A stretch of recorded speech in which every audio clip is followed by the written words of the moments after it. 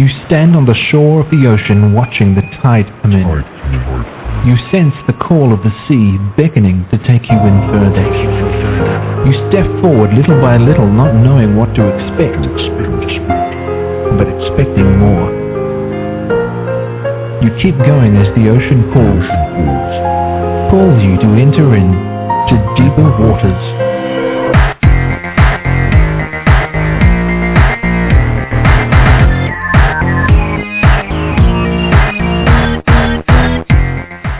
Hello everyone, welcome once again to the Deeper Waters podcast. I am Nick Peters, your host, here to bring you the very best in scholarship and apologetics. If you notice the blog hasn't been active this week, including an announcement about who's coming on, it's because I've had an upper respiratory infection all this week. Felt pretty miserable until, yesterday. You could still hear some of that in my voice and such today, so my apologies for that. It's kind of hard to avoid. But I do have a great show. My guest can only be here for an hour today, but he was one of my favorite guests when he was on last time, and I believe that was the 5th show we ever did, March 30th back in 2013, and he is Dr. E. Calvin Beisner. Now, who is he? Dr. Beisner is founder and national spokesman of the Cornwall Alliance for the Stewardship of Creation, a network of evangelical scholars working to promote biblical earth stewardship, economic development for the poor, and the proclamation and defense of the gospel of Jesus Christ. An interdisciplinary scholar in theology, philosophy, apologetics, economics, history, environmental stewardship, and public policy, Dr. Beisner taught at Covenant College from 1992 to 2000, and Knox Theological Seminary from 2000 to 2008. He has lectured on the science, economics, and ethics of environment and climate policy at universities and conferences around the world, and testified as an expert witness on the ethics of climate policy before committees of the U.S. Senate and House of Representatives. In 2014, the Heritage Foundation honored him with the Outstanding Spokesman for Faith, Science, and Stewardship Award at the 9th International Conference on Climate Change. He has written a dozen books, edited over 30, contributed to over 30 others, and published over 1,000 articles. Well, Dr. Beisner, it certainly seems like you just haven't been active enough lately, you know? No, I suppose not. Actually, my schedule has had me on the road for probably about half of the first 5 months of this year, traveling all over speaking. It's been a very exciting time for us. Well, welcome back to the Deeper Waters podcast. If my audience might not know too much about who you are, they know who you are academically, but tell us about who you are personally. How did you get to be a Christian? How did you get to be doing what you're doing today? Well, it's a great question. It really is all by the grace of God. I was not born into a Christian family. My parents I would describe as God-fearing Gentiles, so to speak. They knew that God was real. They knew that they were accountable to Him, and they sought to live with integrity, but they really didn't know the gospel. When I was actually a toddler, my family moved to Calcutta, India, where my father was working with the United States State Department under the U.S. Information Agency. And shortly after we arrived there, my mother contracted a virus that attacked her spinal cord and paralyzed her. For that reason, my 3 sisters and I couldn't have her care in the home, but my father had to be out working, of course, for the State Department.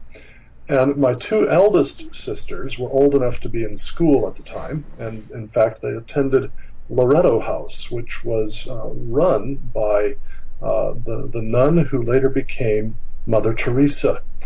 But Wow. the 3rd sister and I were too young to be in school, so we were sort of farmed out to Indian families to take care of us for the day. And each day, early in the morning, very early in the morning, my ayah, a sort of a nursemaid, would arrive early in the morning and take me by the hand and walk me the several blocks to the home where I would spend the day. And I have some very, very powerful picture memories from that time. One set of them is of a beautiful, beautiful tree with flowering vines hanging from it in the courtyard of the apartment complex in which we lived. That memory, or that set of memories, helped to instill in me a love of the beauty of God's creation. But the other set of memories came from our walking down the street so early in the morning that the trucks had not yet come around to pick up the dead bodies of those who had died of starvation and disease overnight. Thousands of them every night in Calcutta, a city that whose population simply wasn't even numbered, but even back in the late 1950s it was in the several millions. And that gave me picture memories that are impossible to dispense with, that gave me a horror of poverty and a desire to see it overcome. Well, at the time, as I said, my parents were not Christians. My dad prayed to God and said to him basically, "You can take my son if you'll give my wife back to me," by which he meant that that I could die as a toddler. And well, God answered his prayer, not exactly the way he intended, quite I think miraculously. My mother recovered from her paralysis after a number of months. It had not been expected that she would ever recover at all, but she did recover. And then after a year there in Calcutta, we returned to the United States. Now, about let's see, I guess it would have been about 10 years later, 11 years later, my dad took my mother and me to a Billy Graham crusade in Anaheim, California, 1968. And there, Dad and I both were converted to Christ. We heard and we understood and we believed the gospel. And we gave our hearts to Christ there. So that was how I became a Christian. And starting a few years after that, I was discipled by staff with Campus Crusade for Christ. And they taught me how to witness. And the first time I ever tried doing that without anyone else with me, it turned out that the fellow I started to talk to was a Jehovah's Witness. And so he began witnessing back to me. And I knew what I believed. I knew that I believed in the Trinity and in justification by faith, not by doing good works. But I really didn't know very well why. And so that drove me to a Christian bookstore where I began buying books on, first of all, on Jehovah's Witnesses, but then on broader areas of Christian theology and apologetics and biblical studies and so on. And within a couple of years, I was reading books all the time, and I was studying Greek on my own. I was reading systematic theologies and biblical commentaries and the like. And that really propelled me into a life of Christian service as a teacher, one way or another, through the years since then. My early interests were primarily in evangelism and apologetics, but in the early 1980s, I began to have a great interest in economics, particularly as I saw various Christians writing about economics in ways that seemed to me not to use the Bible very well, and often not to use logic and reasoning very well. And I was concerned that if they also didn't use economics very well, they might be giving advice that could actually bring more harm than good. So I made a point of, as I usually do, reading a bunch of books on the subject, in this case economics, and wound up doing, after my BA in interdisciplinary studies in religion and philosophy with classical languages and classical history as the minors, I wound up doing a master's in society with a specialization in economic ethics under the late Dr. Russell Kirk, who was one of the 20th century's leading conservative scholars. And then because of that, I was asked to write a book on economics, sort of an introductory textbook on economics from the perspective of Christian worldview and theology and ethics. for Crossway Books, which was publishing a series of books called the Turning Point Christian Worldview series. And I went ahead and did that. That became the book Prosperity and Poverty, the Compassionate Use of Resources in a World of Scarcity, published in 1988. And one chapter of that was supposed to be on how economics and environment and population and resources and pollution issues all intertwined together. But as I worked on that, I realized that couldn't be done in a chapter. So I told Dr. Marvin Olasky, who was the series editor and is now the editor-in-chief of World Magazine. Many people will be familiar with him because of his many books and other writings. And he also was the man who coined the term compassionate conservatism. I told Marvin that I couldn't do it in a chapter, and he said, well, then write another book just on that. So that became my book, Prospects for Growth, A Biblical View of Population and Resources in the Future, which came out in 1990. And that, together with a lot of articles that I began writing, kind of made my reputation as a Christian scholar in the application of biblical worldview, theology, and economics to the environment and public policy. And that eventually led to my writing other books and more articles and teaching at Covenant College, teaching at Knox Theological Seminary, and then eventually founding what became the Cornwall Alliance for the Stewardship of Creation. You know, when you were talking about getting all the books all the time and thinking about in connection with money, two quotes came to mind, meet women. Money can't buy happiness, but it can buy books, which is kind of the same thing. And, yes, indeed. And then I used to work at Christian Research Institute, and Hank Hanegraaff's assistant said that he saw a book bag with a quote from Erasmus, and he said, I thought about getting this for you because it matches you so well, and I'm sure you already know the quote, which I do. Is that when I have money, I buy books, and if I have anything left over, I buy food and clothes. Yes, right. Yeah. In fact, I have a beautiful carved wooden piece of a poster that was painted, illustrating that, of a man climbing up his ladder along his bookcases. And someone kindly gave that to me a number of years ago. You mentioned that you worked at the Christian Research Institute for a while. I worked there in the 1970s under Dr. Walter Martin. So he really trained me in cult apologetics back at that time. Excellent. Well, since we're talking about apologetics, a lot of people could be hearing this and saying, okay, you're in an apologetic show, you're talking about economics. What does how you spend your money have to do with apologetics?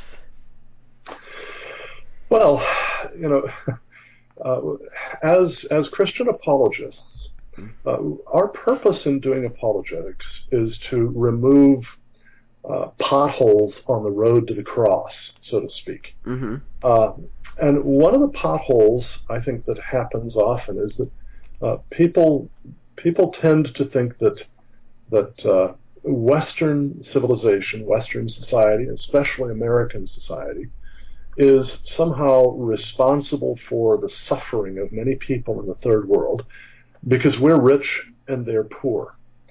And if people understood economics better, I think they wouldn't have that sort of a complaint. They would recognize that it is possible not just to divide a fixed pie into smaller and smaller pieces to give to more and more people, but rather to enlarge the pie. The reason for this is that God made human beings in His image to be creative, productive, as He is. God started with nothing and made everything. That's not 100% profit, because 100% of nothing would still be nothing. It's absolute profit. So if there's any question in anyone's mind about the morality of profit, well, look at that. God made absolute profit there. Now, we don't make something out of nothing, but the better and better we get at making more and more out of less and less, the more we reflect the image of God in that respect. Economics is a discipline, an intellectual discipline, that helps us to figure out how we can expand the pie, so to speak, how we can make more and more out of less and less, so that more and more people rise out of poverty. You know, for the whole history of the human race, until the beginning of the Industrial Revolution. Life was, as Thomas Hobbes put it, solitary, poor, nasty, brutish, and short for pretty much everybody. Average life expectancy at birth was about 27 or 28 years. Pretty much half of all children born died by age 5. And that was the case not only for the so-called poor, and they were indeed very, very poor, but even for the so-called rich of that day. And by the way, most people in the developed world today are rich beyond the dreams of avarice for even kings and queens of most of history. They never had running water, indoor plumbing, antibiotics, electricity, ice in the summer, heat in the winter, any of those things. We are incredibly blessed. But even for the so-called rich of that period, death came pretty early for most. And certainly infant and child mortality was a great problem. Queen Anne of England, for instance, who reigned in the early 18th century, had 19 children. None of them survived to adulthood. And yet she at the time was probably the richest person in the world. So we need to recognize that a part of how we as Christians can remove roadblocks on the way to the cross, or potholes on the road to the cross, as I often put it, is by removing one of the complaints against the West, which is that Christianity somehow or other pushed it toward getting wealthy at the expense of the developing world, or the not so wealthy world. That isn't the case, and if we understand economics properly, we can do that. Now, another part is simply that as we get to understand economics better and better, we can support those policies that result in economic development in poorer parts of the world. And our love for people is expressed most of all, especially by communicating the gospel to them, that Christ died for our sins according to the Scriptures, that he was buried, that he rose again from the dead according to the Scriptures. This is Paul's summary of it in 1 Corinthians 15. But also, we show them our love by helping them to thrive as human beings in terms of their life, their health, their liberty, their property, and so on.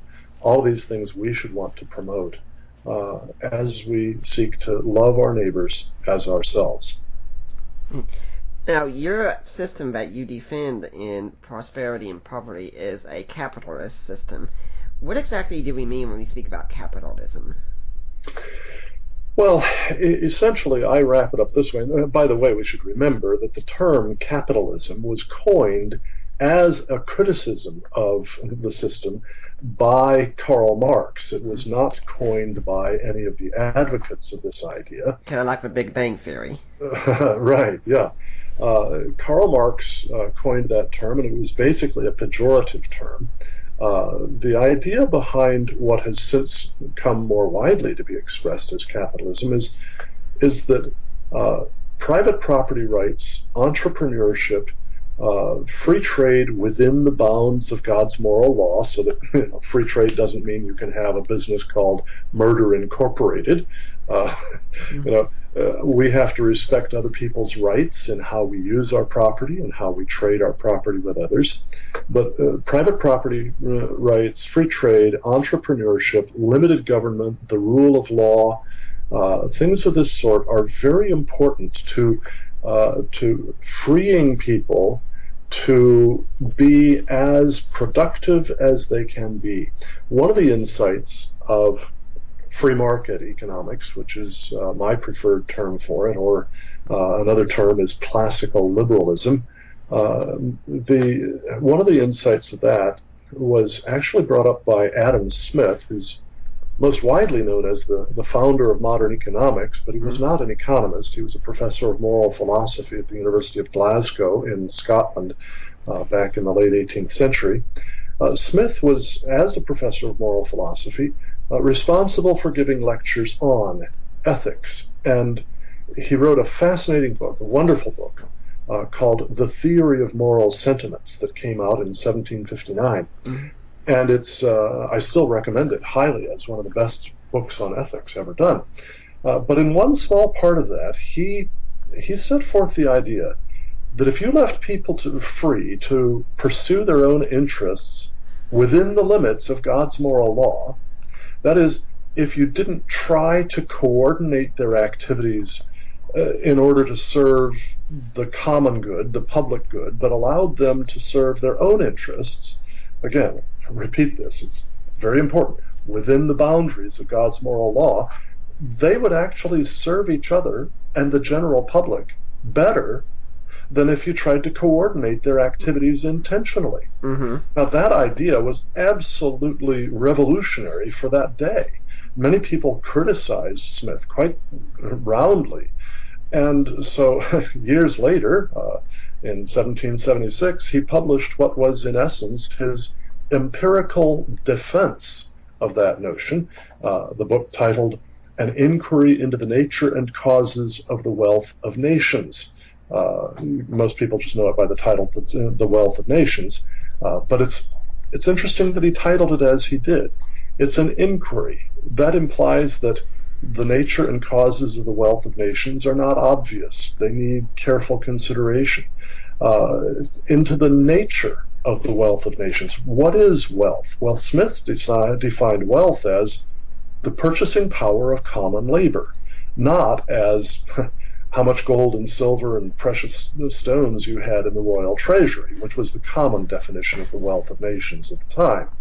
And Smith pointed out that if we recognize this, well, Spain, which had enormous amounts of gold and silver in the royal treasury, was poor because the common laborers in Spain had very little purchasing power. But Great Britain, at the time, which had very little gold and silver in the royal treasury by comparison, was very rich because its common laborers had much greater purchasing power.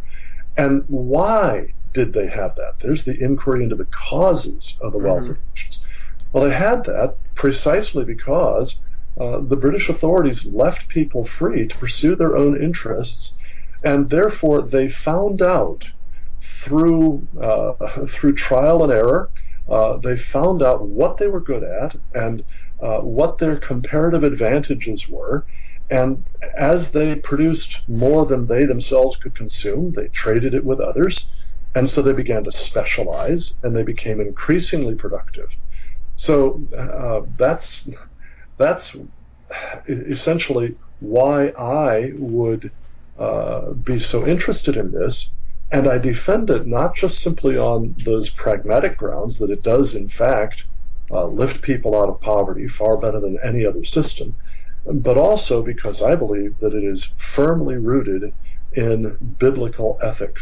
I think that a careful study of the Ten Commandments, which I undertook in chapter 10 of my book, Prosperity and Poverty, I think that a careful study of the Ten Commandments gives firm support for free market or classical liberal economics. Hey, Dr. Beisner, one of the 7 deadly sins is supposed to be greed, and we all know capitalism supports greed.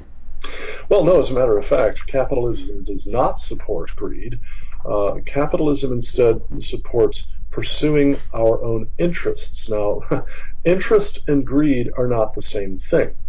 If I have a great desire to support missionary work in some country in sub-Saharan Africa, then it is, according to the understanding of classical liberal economics, that support is my interest, and I can pursue it. Similarly, if I have a desire for a Lamborghini automobile, well, that's my interest, and I can pursue that. Now, the former is obviously very selfless and altruistic. The latter may be very much a matter of greed.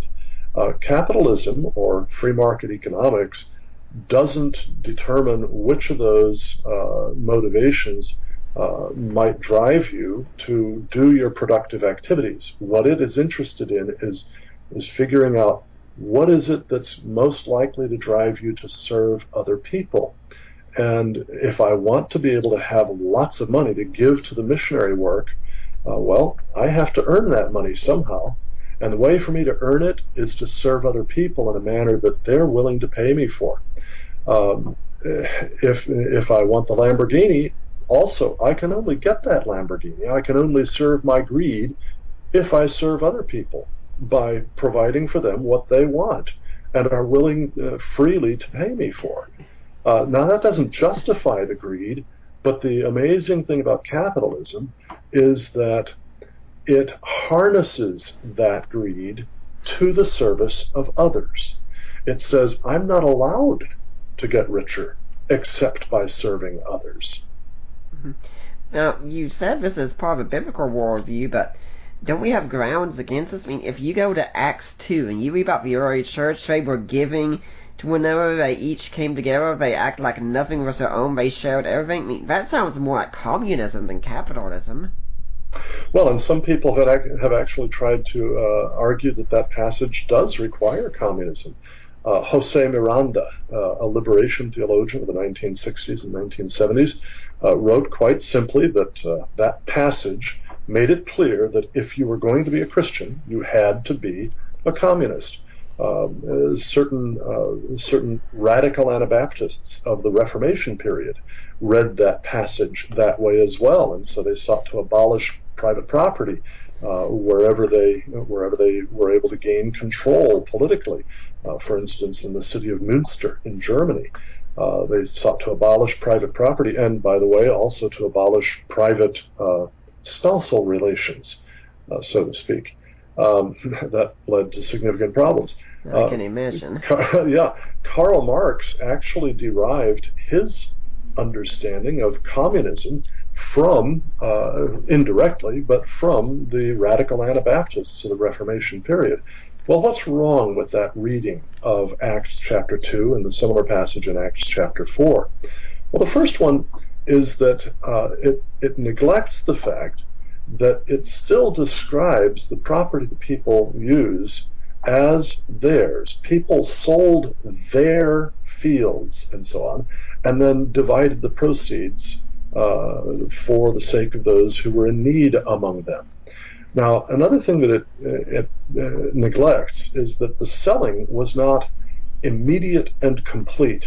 It was instead incremental over a period of time. As they saw people having needs, they were selling. The Greek tense of the verb there is what's called imperfect, and in Greek that indicates an action that begins and continues over time, rather than one that is completed all in one fell swoop, so to speak. Which means that I might have a field, and I become aware that some fellow Christian is in great need. So I might sell, say, 10% of my field and give that money to the leaders of the church to distribute to the needy Christians in the congregation. Well, the 90% of the field still remains mine. But later on, I see another need, and I sell another 5%. But the remaining 85% is still mine. Now, so this doesn't mean that they instantly got rid of all their property.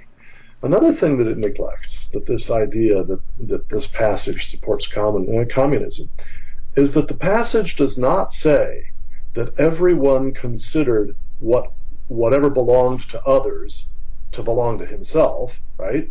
Mm-hmm. It says instead, no one considered what belonged to him to be his own. That is, it was the attitude of the owner of property that he owned that property in order to serve others. It was not the attitude of the non-owner of property that the owner of the property owed him that property. In other words, it was a selfless giving attitude rather than a selfish taking attitude. And finally, too, it was voluntary.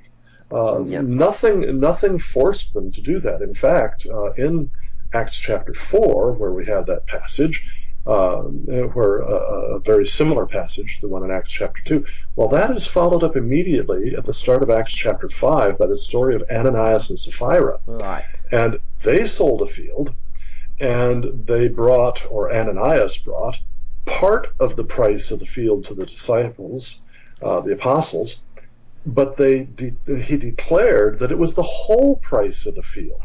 So he lied, in other words.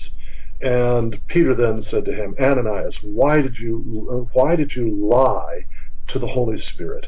While the field was yours, while the land was yours, was it not under your control? When you sold it, was it not still in your power? You have not lied to men, but to God. And then Ananias fell dead. Sapphira later came in, and she repeated the same story, and she too fell dead. What was wrong was not that they didn't give everything, but they lied about how much they gave. Mm-hmm. Well, at this point, I'd like to remind everyone that you're listening to the Deeper Waters podcast. My guest is E. Calvin Beisner. We're talking about economics, prosperity, and poverty. But if you're listening next week, we're going to have another interesting show. My friend Albert McElhenney is going to be on. He's written an excellent book series, and it's still in progress, on Jesus mythicism. That's right, those crazy people you meet on the internet who claim Jesus never existed, and this is one of the best series on them, and he's going to be here next week talking about it. So I hope you'll be there for that. And I'd like to remind you all that Deeper Waters is listener supported. If you want to support us, what do? Go to deeperwaters.ddns.net. Now, you'll find on the left, it says, help support the work of Deeper Waters Christian Ministries. If you go down on the side, there's a link in there. You can click that, and it takes you to a work of Risen Jesus, the ministry of Mike Lacona. Have you gone to the right place? You sure have. Those are my in-laws right there. And when you go there, you make your donation, and if you can set to be a monthly donor, that's even better. And then you email me, or you email Debbie Lacona. You say, hey, I made a donation. I want to go to Nick Peters. I want to go to Deeper Waters. And we'll keep an eye out for that donation. And when it comes, we'll get that donation. Mike and Debbie make sure we get that money, and we try and put it to the best use that we can. Now, you can also go to Amazon and buy some of the ebooks that we've got. Most recently, Ground Us. We've also got my book on the Apostles' Creed, A Creed for the Ages. We've got Defining Inerrancy. Got a few others there.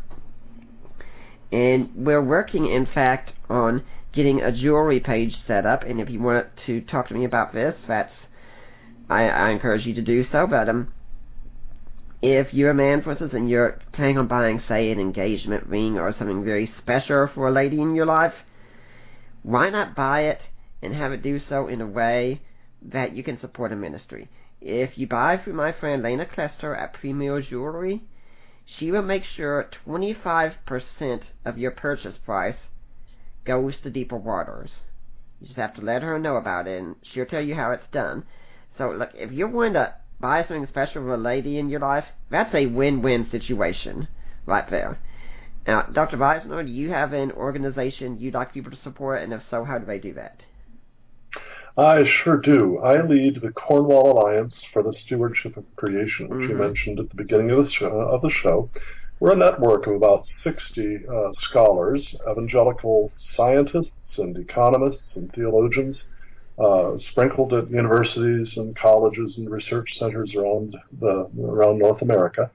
And as I said, we work to promote biblical earth stewardship, which is not the same thing as environmentalism, because much of environmentalism is rooted in anti-Christian worldview, theology, and ethics, and uses very poor science and economics. And we try to make sure that we are rooted in very solidly biblical worldview, theology, and ethics, and use excellent science and economics.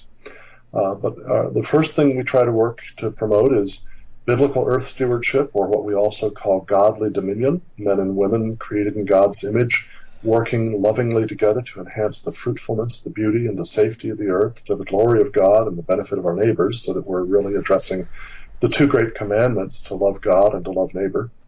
Second, economic development for the very poor around the world. Think especially in terms of places like sub-Saharan Africa, Haiti, other parts of Latin America and Asia, and so on, through free market economics, private property rights, entrepreneurship, free trade, and limited government and the rule of law. And the third is the gospel of Jesus Christ. And we do this by speaking at places all over the world, literally, and by a lot of writing and by our website. And people can donate to support the Cornwall Alliance, fully tax-deductible donations, by going to cornwallalliance.org. That's cornwallalliance.org online. We have a donation button on pretty much every page there that people can see easily. We have a secure website for them to donate at. And there, too, they can sign up to be monthly donors, which is especially helpful to us. And as monthly donors, they will automatically receive each month, as their automatic donation comes in, a product that we're offering as our thanks to those who donate any amount and request it. We give books, we give DVDs, we give other sorts of products, always educational products, always very fine quality materials. So again, cornwallalliance.org, and I hope to hear from some of your listeners there. You know, Dr. Beisner, your book, Prosperity and Poverty, has the title underneath of The Compassionate Use of Resources in a World of Scarcity. So after making a call like this, people could look and say, look, this is a world of scarcity. I'm trying to take care of my own family and my own support, and money just is very tight. Why should I give to a ministry like the Cornwall Alliance, or why should I give to a fledgling starting ministry like Deeper Waters, or to any other ministry of that sort? I mean, I give to my own church scene. Isn't that enough? What is so important about giving, and how can that help the economy? Well, first of all, I would say that the priority in our giving should always be to the church congregation of which we are a part. Right. I think that should come number one. But then there are all sorts of different ways that we can support the work of the kingdom of Jesus Christ around the world, and there are various different ministries that we can do that through. I wouldn't assume that anybody would be giving only to the Cornwall Alliance. I would hope that people would give to many different ministries. And why should we do that? Well, the Lord calls us to be generous, to mimic himself. Jesus, who was rich, became poor that we through him might be made rich, Paul said in 2 Corinthians chapter 8. Now, of course, he was writing spiritually there in terms of Christ having come down from heaven, but he used that to illustrate and to motivate the Corinthians to give financially to help those in need in Jerusalem. The people in Jerusalem had sent missionaries to bring the gospel to the unbelievers in Corinth, and then those unbelievers had come to know Christ and have their sins forgiven and be reconciled to God. And Paul said, now you need to do the same back. That is, you benefit them. They gave to you out of the riches of their spiritual possession. You give to them out of the riches of your material possession. So now, of course, too, Paul also wrote that this was to be voluntary, and that his intent was not that anyone should lack because of his giving, but rather that all might have what was needed. So, I wouldn't be wanting to make anybody feel guilty for not giving more than he's able. I'd leave it all up to each one. Paul says, let it be done cheerfully and voluntarily. And each of us has to answer for his own conscience before the Lord. And when we give to apologetics ministry, things like yours, we're also saying the ideas that are being promoted are ones we want to support and to encourage. Right? Yeah, that's correct. I mean, your ministry and mine both seek to reach out and provide answers to those who have questions about the Christian faith. We provide rebuttals to objections to the Christian faith. And we also, frankly, with the Cornwall Alliance, we're working especially to protect the poor around the world from the very negative consequences of a great deal of environmental policy. I mentioned earlier that most of the environmental movement uses pretty poor science and economics. And a result of that is a lot of its policy is very harmful to the world's poor. Let me give you an illustration of that, if I may. The call to fight to reduce man-made global warming calls for us to greatly reduce our use of coal, oil, and natural gas. These are what are often called fossil fuels, on the grounds that when we use those, we add more carbon dioxide to the atmosphere, and that carbon dioxide traps some heat in the atmosphere, so it raises the temperature of the Earth, and that could be dangerous. Well, in theory, perhaps, but the key question is how much? And increasing scientific research is showing that the warming effect of that added CO2 is very, very slight, certainly not dangerous. But there are those who, for a variety of different reasons, still want to impose these policies. The problem with the policies is that abundant, affordable, reliable energy is absolutely indispensable to lift and to keep any society out of poverty. But fossil fuels are the most abundant, affordable, reliable source of energy in our world today, along with nuclear. And right now, fossil fuels provide about 86% of all energy used in the world. And by the way, that's not a made-up statistic. That's a statistic that you'll get from the International Energy Agency and others. 86%. To force us to reduce CO2 emissions by reducing our use of fossil fuels is to force people to turn from those abundant, affordable, reliable fuels to diffuse, expensive, unreliable fuels like wind and solar and biofuels. What that does is it raises the cost of energy for everyone, and it raises the cost of everything else too, because everything that we make, everything that we transport, everything that we do requires energy. And it's always the poor who get hurt the worst by this. In the United States, for instance, the average American household spends about 9% of its post-tax income on energy. The average poor household in the United States spends about 19% of its income on energy.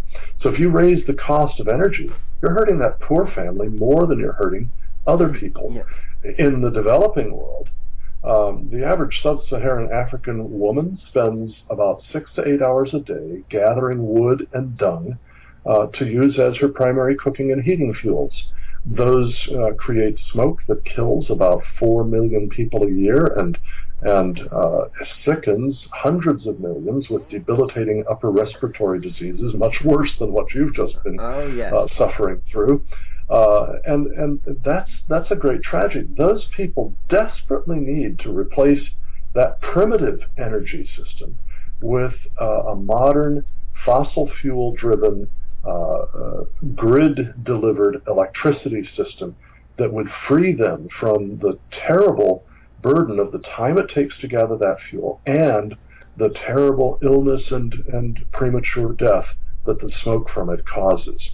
So we seek, through the Cornwall Alliance, to protect the poor by explaining the dangers of these policies and showing that good science does not support the notion of dangerous man-made global warming.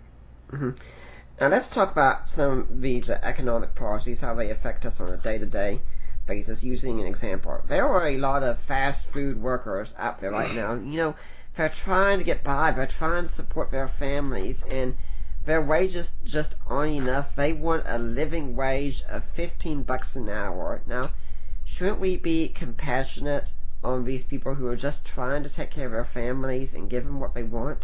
Well, my goodness, I think it would be much better to have a minimum wage of $100 an hour. I mean, if we're going to do this, why not be really generous? Make it $100 an hour. You know, that'd be wonderful, right? Wrong. Wrong. It would not be wonderful at all, because what it would do would make every person who's not capable of earning $100 an hour no longer capable of having a job. Now, Dr. James Buchanan, who was a Nobel Prize winner in economics, wrote in his book, What Should Economists Do?, about one other economist who, as Buchanan put it, essentially disqualified himself as an economist by trying to argue in favor of the minimum wage. Every single empirical study that's ever been done on the minimum wage and its effects has shown that what the minimum wage does is it disemploys low-skilled workers, meaning it keeps them from getting their jobs or it takes their jobs away from them, and shifts those jobs to higher-skilled workers. So the minimum wage actually does the exact opposite of what it is advertised to do. It doesn't help the poor. It hurts the poor by keeping them from getting jobs in the first place.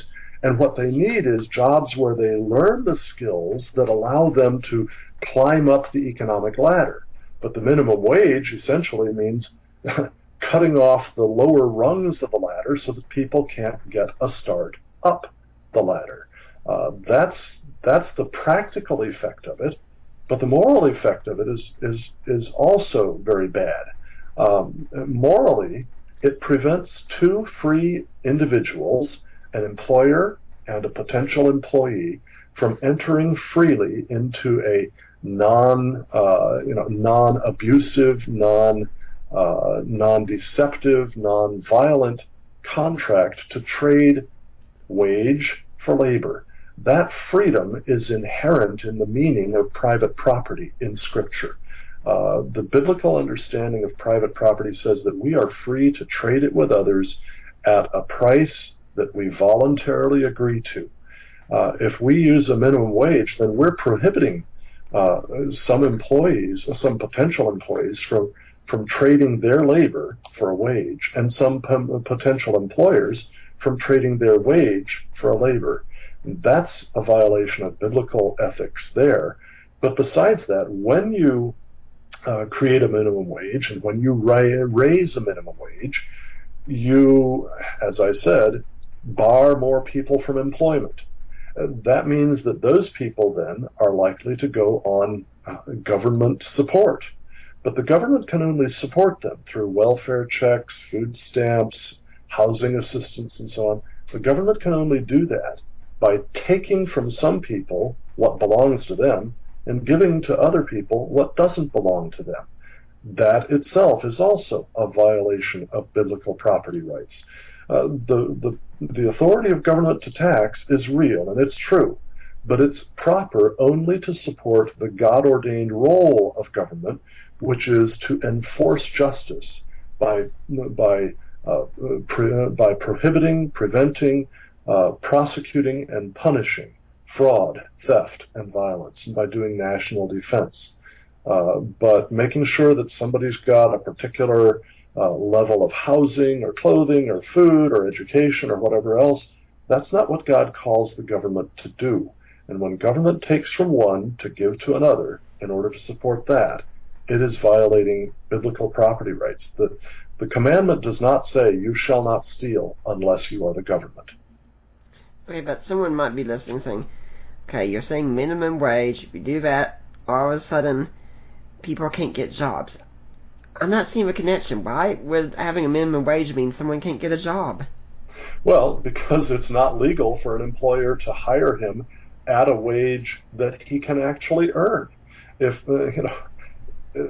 suppose I were to demand of my of the Cornwall Alliance, of the board of directors, that they have to pay me $250,000 a year. No, they actually like me. They all like me. They love me. They're my brothers, right, and sister. But they know that I can't through my labor generate that much income, and so they're not going to pay that. If we make it illegal for a business to hire somebody for less than $15 an hour, then all the people whose skills cannot generate $15 an hour will have to go unemployed. Right. That's what has happened every time the minimum wage has been increased, is that people with lower skills get unemployed because of it. Mm-hmm. They need instead to have jobs where they learn skills and can begin to climb the ladder. And by the way, the vast majority of people who earn minimum wage, even at the present $7.35 or something like that, I think is the federal minimum wage. The vast majority of people who earn wages that low are not supporting families. Most of them are young people who live in their own parents' home, who do not have dependents, and are earning money to supplement what their parents make for them.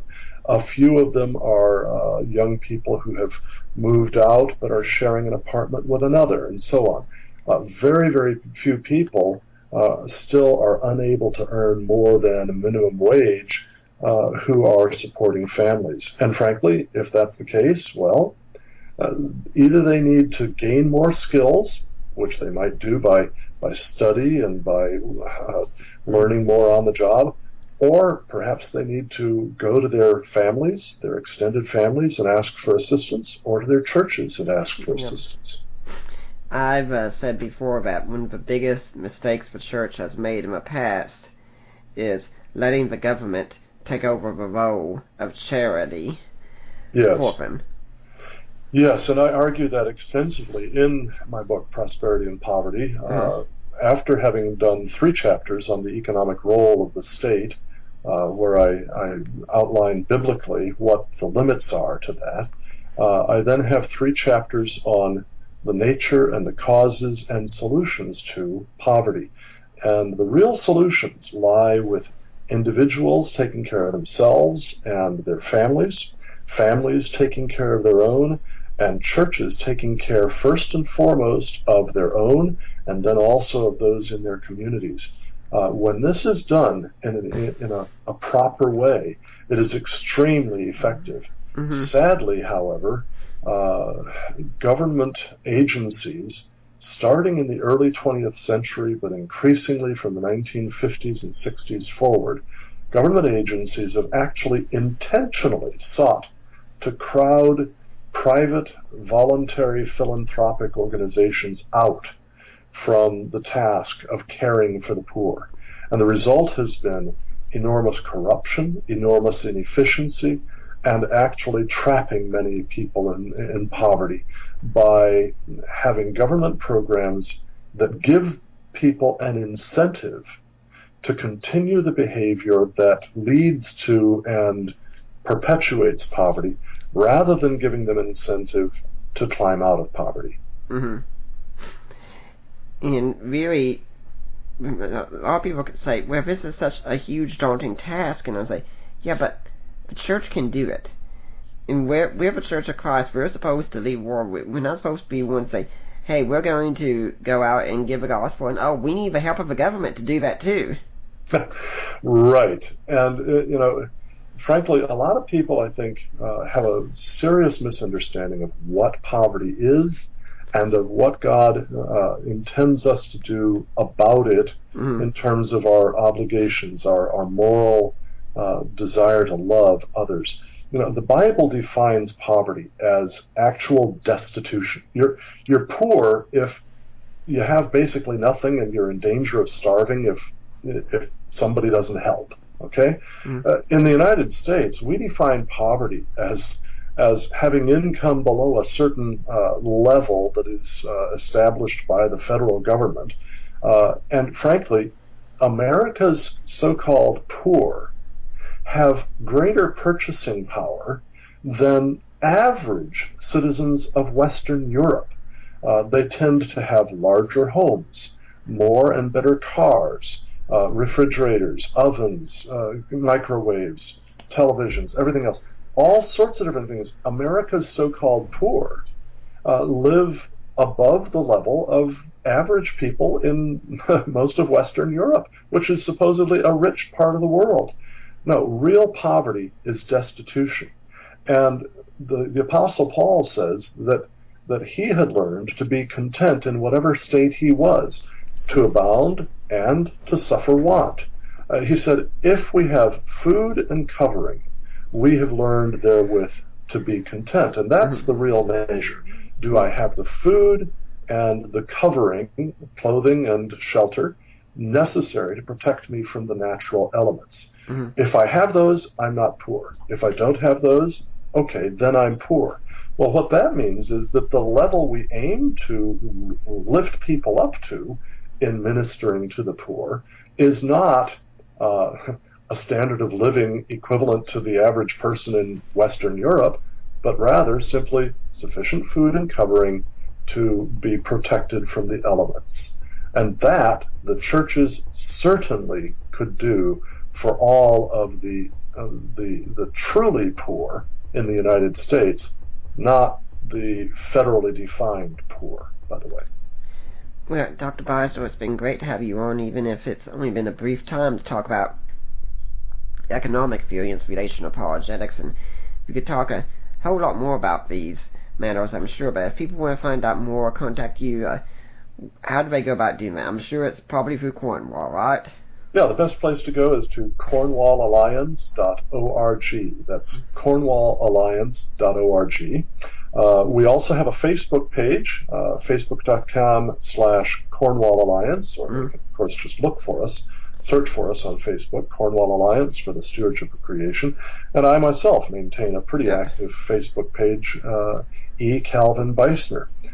They're on Facebook. So those are all ways that people can be in touch, and particularly that they can learn from our ministry. We have a free email newsletter that goes out several times a week that is educational, and we try to post several new things every day on our Facebook page. So there are all sorts of ways that people can learn, and our website is just loaded with outstanding articles and studies that people can use.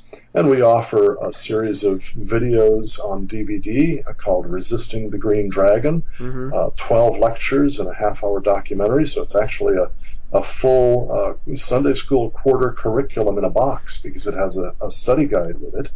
And we offer other products as well through our online store, cornwallalliance.org. Just click on Shop and you can find those. Yeah, I'm looking on Amazon right now, the book Prosperity and Poverty you got here. I'm not sure what you think about this, but it's available from paperback from 1 penny and up. Yeah, that would be used. New, of course, it has a standard retail price on Amazon.com. But used copies of many books are available for as little as a penny a piece, and that's a great thing. I love that. Yeah, the new, it says 9 new from $2.55 right now. Do you have any plans on this coming out on Kindle? I don't, as a matter of fact, though I may be writing another book for Kindle in the fairly near future, the Lord willing. Well, if that happens and you want to, we'd be glad to promote it here on Deeper Waters. Well, thank you very much. Okay. Do you have any final message you'd like to leave with the Deeper Waters audience today? I think it would be twofold. First of all, that if any of them yet know the forgiveness of their sins, I would urge them to go to God and to trust in Christ and Him alone, to place their faith in Him. Remember, God so loved the world that He gave His only Son, that whoever believes in Him should not perish, but have everlasting life. And then, for those who do know Christ, who have trusted Him as their Savior and their Lord, I would remind them of what God says through Micah. What does the Lord require of you but to do justice, to love mercy, and to walk humbly with your God? Well, Dr. Beisner, it's been great having you on here a second time, and I will see you back here again for a third time sometime. Well, thank you very much, and I'll look forward to that. Yeah. For now, I am Nick Peters, and I'd like to remind you, next week we're having Albert McLahenny come on. We're going to be talking about Jesus mythicism, one of my favorite topics to talk about.